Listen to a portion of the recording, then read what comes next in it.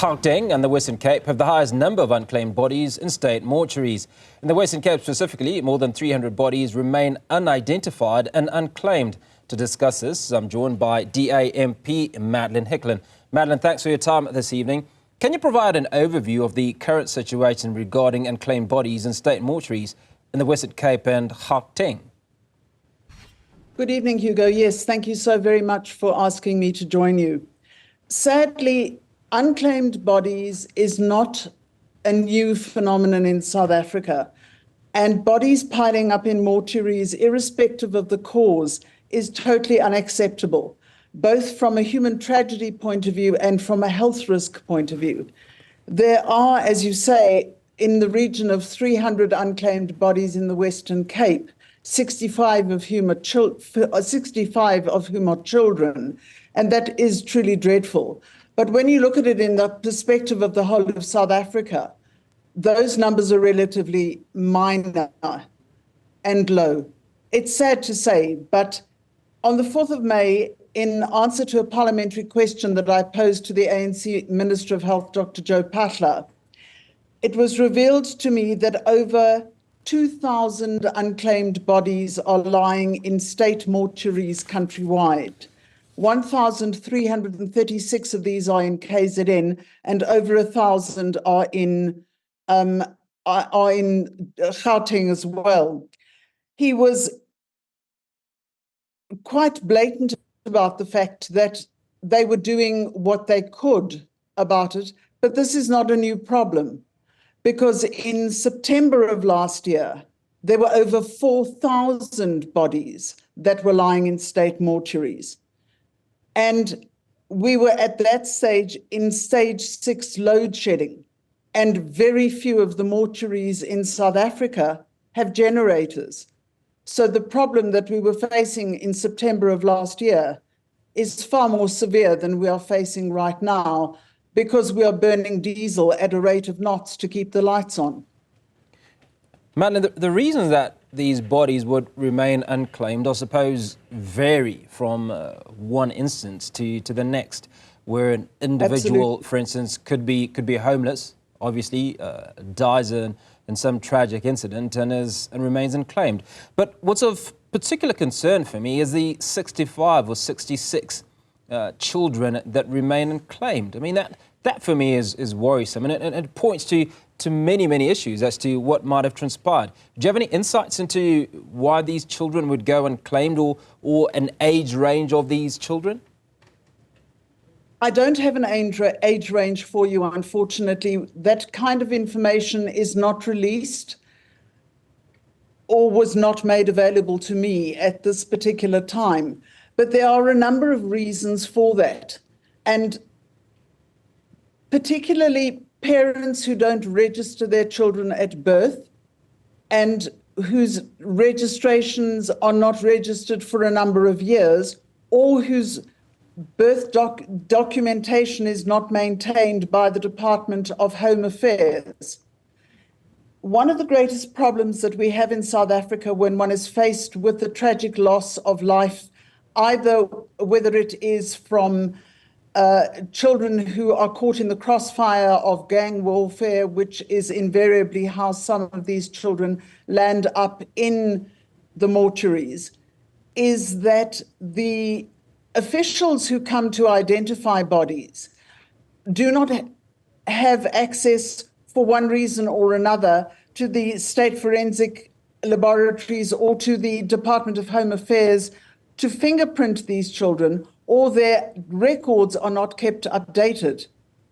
And I don't, as a parent and as a grandparent, understand how one could not miss or leave a child unreported or not reported as missing, and not move heaven and earth to actually find that child, visit every single solitary mortuary within the confines of the city in which I live.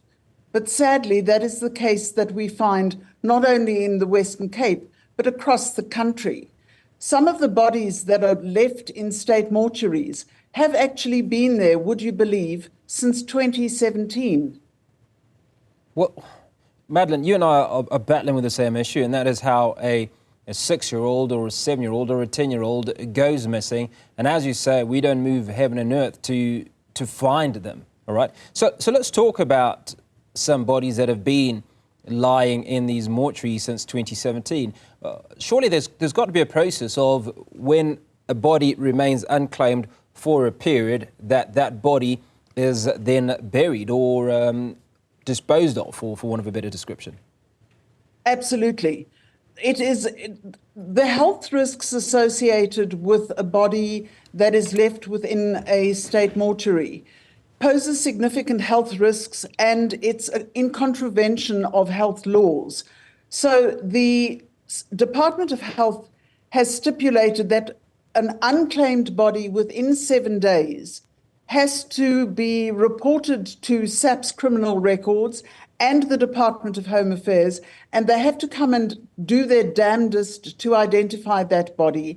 And within 30 days, if the body has not been identified, that body needs to be buried either as a pauper's in a pauper's funeral or by some other means with the city. Those bodies are never cremated. In case those bodies need to be exhumed or some kind of pathological or forensic testing needs to be done on remains to positively identify that body later. But that has not been happening because the facilities are just not following the correct procedures. And it prolongs the suffering of the families. It prolongs the identification or lack of identification of the bodies. And this horrific state of affairs has just been allowed to get completely and utterly out of control. That is the situation that we find ourselves in May of 2024, that there are still bodies lying in mortuaries from 2017.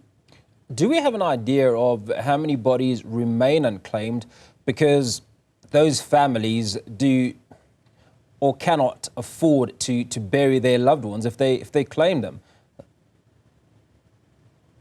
We don't have an exact number, but every indigent person has access to an indigent policy within a city. And through the indigent policy, you can apply for a pauper's burial, and the city will allow you and assist you to bury your loved one. There is no one who would be turned away from burying their loved one's body in a pauper's funeral by any city that I know of in South Africa if they were to apply for it. There is the expanded social package that most cities apply to indigent people that gives them great relief on a variety of levels. And you have to access them merely by proving that you, A, are indigent and do not work and cannot afford this. And these services, like forensic tests and identifications, are not charged for by the state. Where your problem comes in is there are unscrupulous people who operate a racketeering mob-like gang where they charge for forensic tests, where they charge to release bodies. Where we had the horrific fires in September in Johannesburg, indigent families who lost loved ones in the fires were being charged 700 rand to release the bodies. This was a complete racket. This was not done state-sanctioned. These were opportunistic criminals who were operating these syndicates because the identification of the body and the release of the body should not have cost the families anything. Only recently, we reported on a man who was speaking about the death of his daughter, and I suspect it was somewhere in the Western Cape, where she was killed, in fact, in the crossfire, courtesy of gang violence, too much of which we run into these days. And the family was appealing for support to bury their daughter. And you speak of this indigent policy. Just how available is this information, never mind to these individuals or to citizens of the country, but also to the authorities in the various provinces? I would imagine it's available at the click of a button. And the reason I'm saying this is that one of our DA campaigns is to assist indigent citizens across the whole country. And I ran a campaign in my own constituency in Midrand that offered people access to understanding the benefits that they could get through being loaded on the ESP program.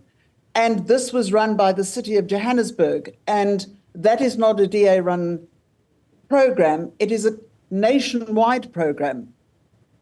In the DA-run Western Cape, their access to various indigent programs are far more accessible and far more widely publicized than they are in other cities that are not necessarily run by the DA, for example. And I know that the DA policies are a lot easier to access. But even in Johannesburg, which is not DA run, the ESP program is very easily accessible and very well documented and very well publicized. And every councillor in the Joburg City Council knows about it and speaks about it within their communities because it helps the poorest of the poor. And at the end of the day, as a public servant, that is what your job should be, to assist those who need assistance the most. And finally, Madeleine, if we were to look at your strategies or the strategies that government should take to deal with the challenges of these unclaimed bodies, what would come to mind? The most important thing would be the identification of the body. And that is determined by forensic pathology and forensic identification of that body as quickly and as speedily as is humanly possible. That is done through the forensic pathology laboratories, as well as the SAPS and the Department of Home Affairs. And those are national competencies. So it has to be a top-down approach where everybody gets involved, working as speedily as possible to identify the body and release that body to a relative, and to make that person accessible to their loved one so that their loved one can get closure and the deceased person can be given the dignity of an honorable funeral. So it would need some form of legislation. The other problem that you're having is that most of the burial industry and the funeral parlor industry is not regulated. And so there needs to be some form of regulation that becomes applied to the funeral parlor industry to determine how well and how smoothly they work with the state entities. But you also need a devolution of power to the department or to the level of government that is most effective in working with the mortuary. So you can't centralize everything, which is very much an ANC policy of centralization as opposed to devolution of power to the most effective level.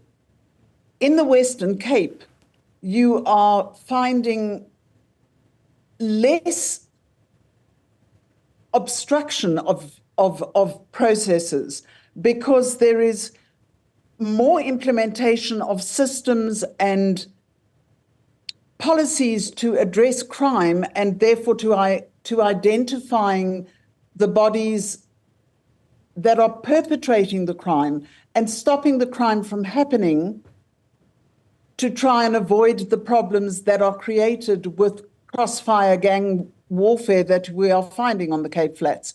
The LEAP program, for example, that is being implemented in the Western Cape.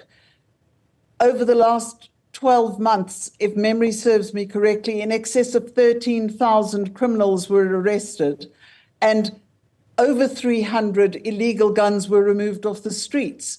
That goes a long way towards stopping this kind of violence and therefore stopping the crossfire that lands young, innocent lives from being robbed of a future because they're not going to get killed.